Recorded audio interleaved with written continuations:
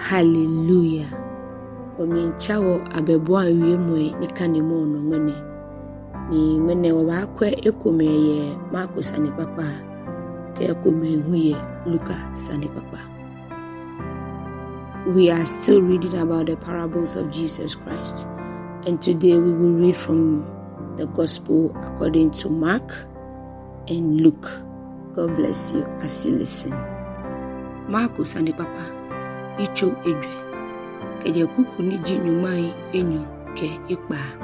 Ke ashi nyumai enyo ke nehu. Dumɔwui ni kwele. Yesu te no ike. Boni nyuma manche yeli le yone. Itamonu ko ni hwan dumɔwui yeshipon. E awo nyon. Ni eti oshi kejije cheri. Ni numni fele. Dumɔwui le kwen. Ni eda. Ni ele bonifio. Shipon le dienche wo yibi.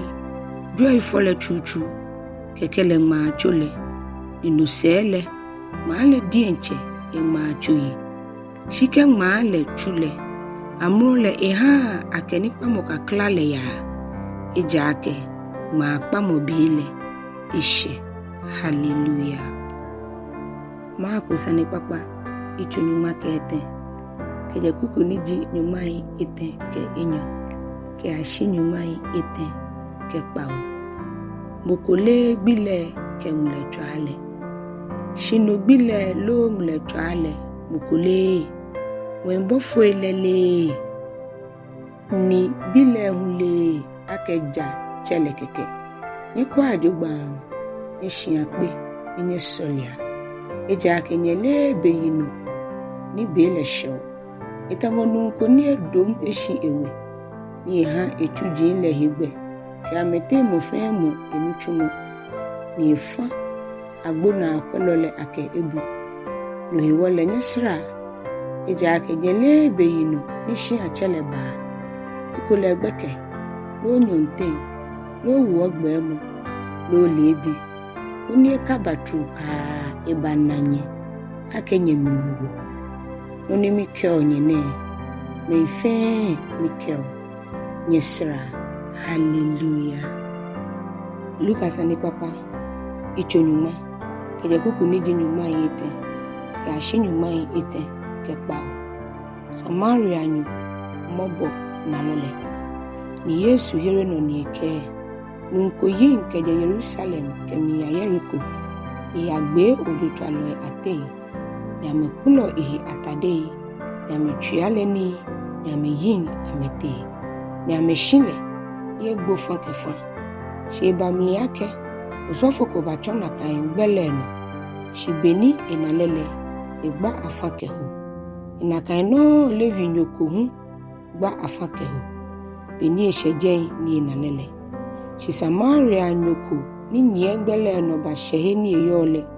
Ni beni enalele insun chole ye ehe ni etengu ya fosemu ke wan eshue ebila moele ano ni efimono ni saa ewole etale dienche ekolo le no ni kelete boyatohe ni akwele ni no jechere mobeni ya ale ejie dinaro enyo ya boyatohe chele ni kelake omole jugba no fe no ni o sa ofitele kemi komise mi bale ma wobunomo agbene meye tene aten namo osusu ake echomo ni gbe odotwalo aten le nanyo ni ke moni nale mobole ni keke ni Yesu kele ake buhu ya no ya fe na kaino. Hallelujah. Lucas ani papa icho nyuma ke enyo keje kuku niji nyuma ke ete ke ashi nyuma enyo ke ekomi. Niiatsɛ kwashia lehe abele. Ni mokoje asafolem ni kele ake. Chonlo. Kemo minyemile ni ekemi aja bushinile. She kele ake. Nanyu. Namo wo mikojolo. Lo ni jalo. Yenyino. Ni ke ame ake. Nye kwa ajogba. Ni nyehie ahia nyehino. Yehie jomo isrote fehe. Eja ake je gbomoni ni ena.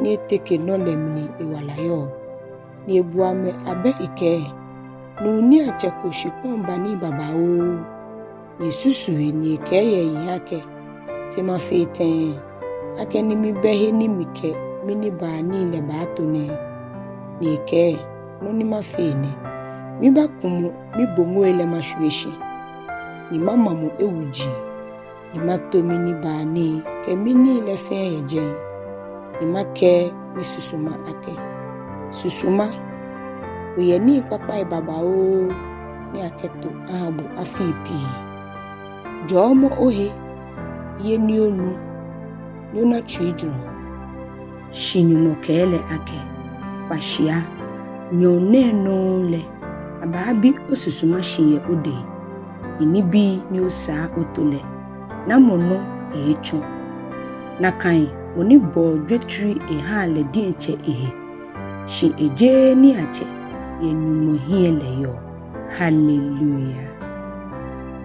Lucas ane papa icho nyumake enu ke kuku ni di nyumake ekomi ke ashi nyumai ete ke enu bi nyɛnyɛŋtswi le Yesu saa eke nunko ye bi enu ni amete ngbeke le ke eche ake ata hami oni le amni no ni ji ni gbefanu ye jani le amni eha ame no se le ye gbuku keke ni gbeke le bua fena ye dom ete manse shon eko ni jen eke nyɛnyɛŋtswi bo ya pata eni le ahiye chibedi efite fele homoni na wakobateshi ya na kan shipon le no fe ni ebon le fimu ye yi ete ni eke ehe ya pete na kan shipon le no bi le ekohi ni eha ete eboy le amni ye ya le klokohi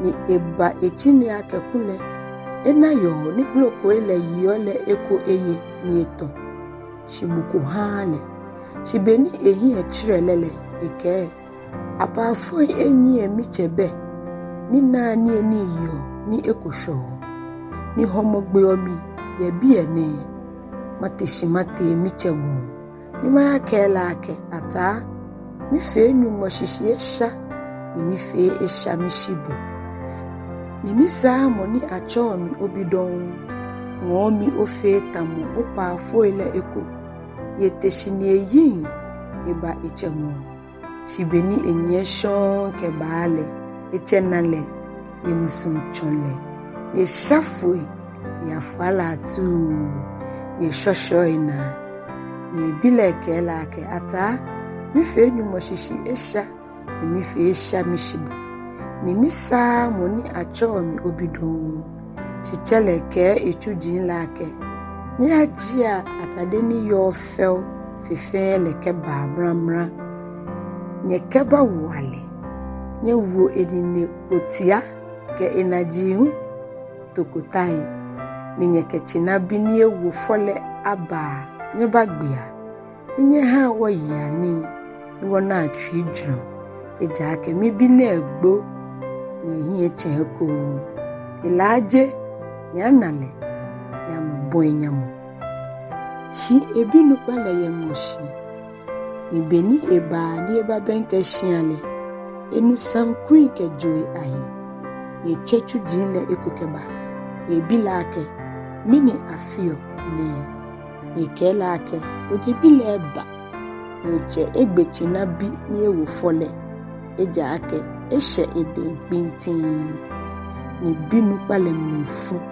ni ekple shiale ya no hewole echejepo ni bakpale fai si ehere no ni ke echele ake kwe afi aboson ni mi somobu ni mi toko okita komodan ni bile oha komito abutia bi podan koni mike mi shi echeme anatwijo shimene ni neke obine ni ka adwaman bolo ayi oni le bale ogbechina bi ni ewufo ohale ni kele ake mi bi bole okemi yoda ni no fe no ni mi yole ono she sa ke wonya wo mi ahyewe ejake onyemi na egbo ni hweche eko ilaje ni anale. Hallelujah.